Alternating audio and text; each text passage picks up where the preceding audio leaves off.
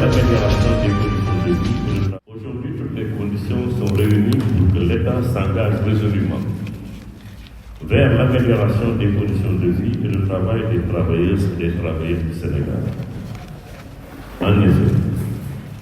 les populations vivent un calvaire sans précédent avec la dégradation continue du pouvoir d'achat,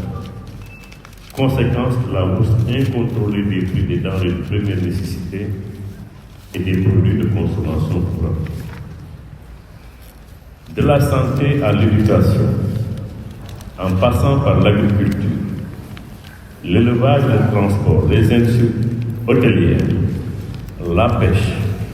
les industries alimentaires, l'économie informelle, aucun secteur n'est aujourd'hui épargné par la crise. À peine sorti de la pandémie de Covid-19 avec les énormes sacrifices consentis par les populations et les travailleurs pour accompagner le gouvernement dans la lutte pour amoindrir les effets de la crise, le monde fait face encore aux conséquences du conflit entre la Russie et l'Ukraine. Cette crise, au-delà de son impact sur la stabilité du monde, provoque la récession économique avec des taux d'inflation jamais égalés.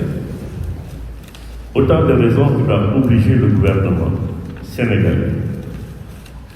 et africain en général de prendre rapidement les mesures nécessaires pour sortir les populations de cette situation. Dernièrement, le gouvernement a initié une série de rencontres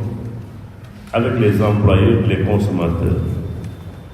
pour aborder la lancinante question de la vie chère. Tout en saluant l'initiative d'une telle rencontre, la CNTS dénonce vigoureusement la non-implication des centrales syndicales de travailleurs et invite le gouvernement à tirer les leçons de la pandémie de Covid-19 pour protéger l'économie sénégalaise. Pour ce faire, l'État doit rapidement réaliser l'autosuffisance alimentaire, le plein emploi des jeunes, l'extension de la protection sociale au coût général, la baisse des prix du loyer, le contrôle de l'effectivité de la baisse des prix des denrées et des produits de consommation courante. La Confédération nationale des travailleurs du Sénégal, tout en saluant les efforts de l'État pour l'amélioration des salaires des travailleurs de la fonction publique, appelle le gouvernement à résoudre aussi les problèmes d'équité et de justice sociale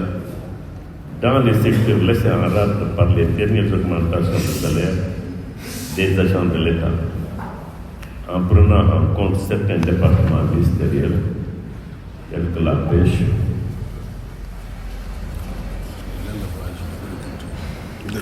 l'élevage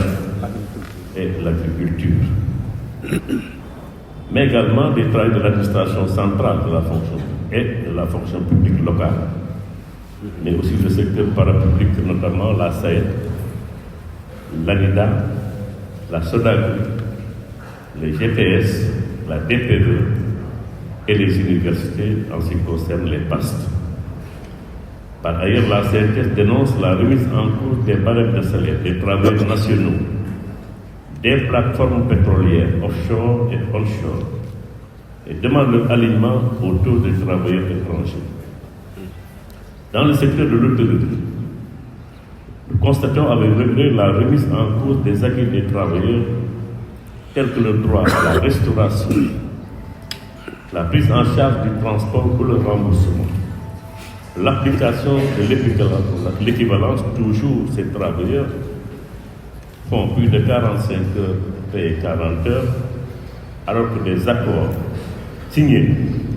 entre les patronats de l'hôtellerie et les syndicats de l'hôtellerie avaient conclu donc des accords pour mettre fin à cette équivalence. Ensuite, malgré les accords obtenus avec le patronat de l'hôtellerie et sous la tutelle du gouvernement, nous constatons donc que ces accords sont régulièrement violés. Ainsi, la CNTS exige aujourd'hui également la priorité d'embauche des travailleurs licenciés durant la période de la pandémie de Covid-19. Dans la même lancée, la CNTS invite le gouvernement à accélérer le programme de logements sociaux, tout en facilitant l'accès aux populations dans le même ordre d'idée. Il doit trouver les possibilités de baisse des prix du loyer